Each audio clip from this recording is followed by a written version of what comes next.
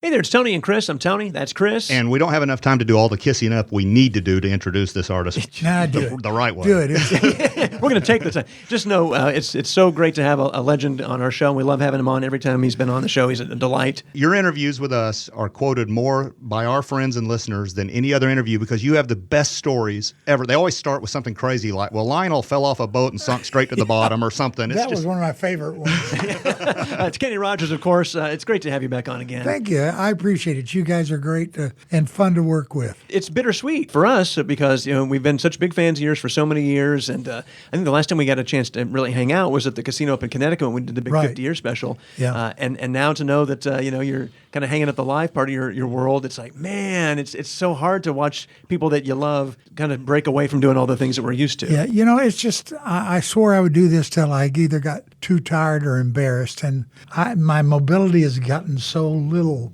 so slight that it's not fun for me anymore. Yeah. And, I have an 11-year-old twin boys, and they are my joy. I have two older kids as well. But at 11, you can still impress them. You can still do something.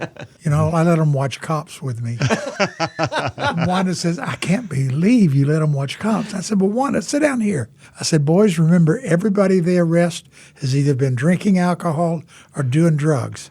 So I asked him later, what did we learn from that? Don't drink drugs. I said, okay, we got a little more work to do.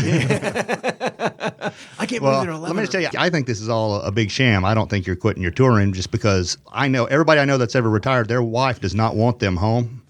So I got a feeling you'll be back out pretty soon. I may get home with 11-year-old boys.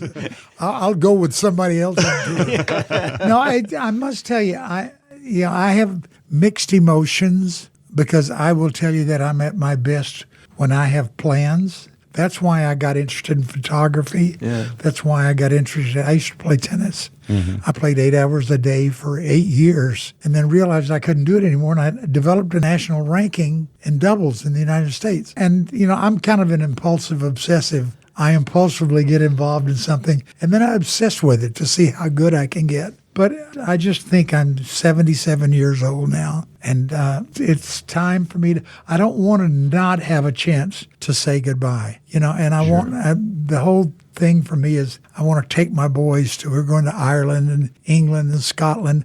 I took them to Africa, and they went on an African safari, and they just loved it. They cried when we left, and I said, well, you can stay if you'd. But they're such good kids, and I think a legacy of a father is leaving them with something they couldn't have done without the dad. So I want them to be able to say, my dad took me there. It's Kenny Rogers in studio with us. When we come back in a few minutes, we'll talk about some of the things he remembers from the road and how you make it in this business. Don't go away. It's Tony and Kris.